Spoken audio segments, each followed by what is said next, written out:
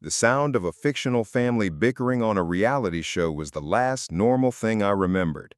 Camila was curled up next to me on the couch, her head resting on my shoulder. I was about to head to bed, the usual rhythms of our 2-year relationship, a comforting, predictable hum. I leaned over, my lips brushing her hair, and whispered the 3 words that were as much a part of my nightly ritual as brushing my teeth. I love you. But tonight, the ritual was broken. The words hung in the air, a silent alarm bell. She didn't say it back. My gaze dropped to her face, which had gone impossibly serious, the easy smile from moments ago completely erased. Without a word, she reached for the remote, the click of the mute button, a tiny, decisive gunshot in the silence. My stomach dropped, the familiar tight knot of foreboding twisting into something colder, more specific. I like you, Max, I really do, but I'm not in love with you. The words landed not as a crushing blow, but as a chillingly precise demotion. It wasn't a breakup. This was new data. She liked me. She was not in love with me. My brain, a cold and logical machine, acknowledged the input. Okay, I said, the word a flat, empty note in the silent room. Thanks for the clarification. She just stared at me, her eyes wide with a mixture of surprise and disappointment. She was expecting a scene. She wanted to see me fall apart, to beg, to fight for a promotion I didn't even know I'd lost. Instead, she got nothing but quiet, calm acceptance. I stood up, the movement a stark punctuation mark on the end of the conversation, and walked to the bedroom. I could feel her eyes on my back, watching me leave, a ghost of the man who had loved her still lingering in the doorway. Later, lying in the dark, my phone vibrated on the nightstand. A notification from the group chat she shared with her friends, a chat I was still logged into on the shared tablet in the living room. I didn't need to look. I knew she was reporting back to her committee, her board of directors, for validation.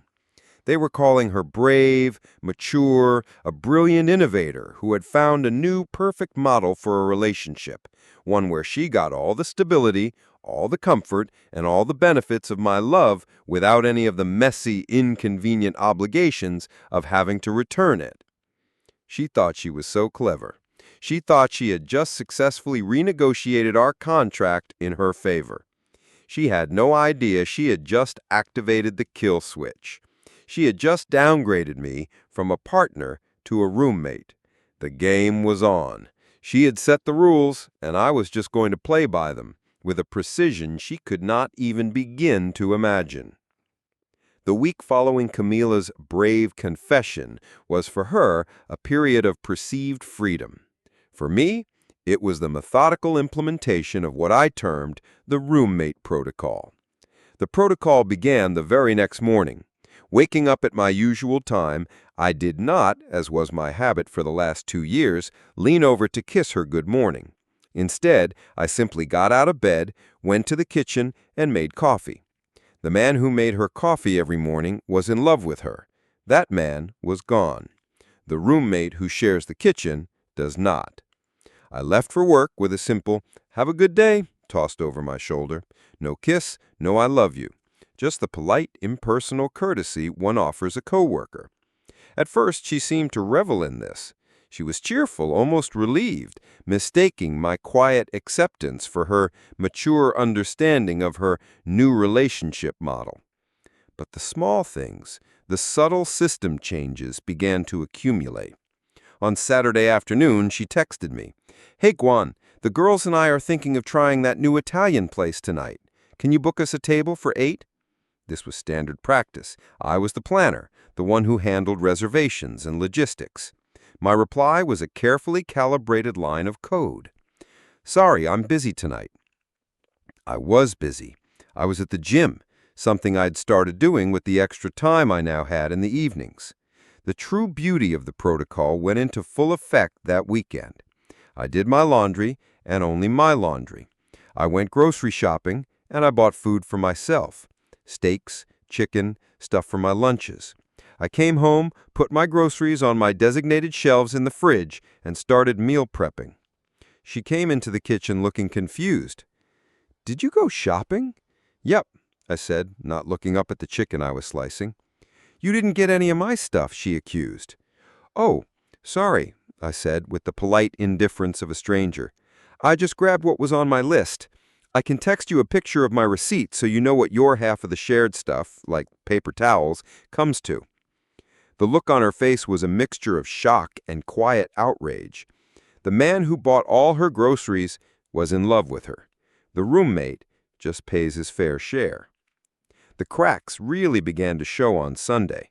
Her car had been making a strange rattling noise for a week. She walked into my home office, leaning against the doorframe.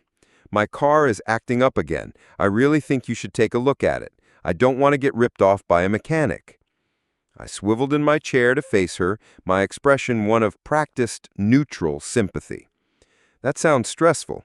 It's always a good idea to get a few different quotes before you commit to any major repairs. Yelp is a good resource for finding reputable shops in the area." And then I turned back to my computer.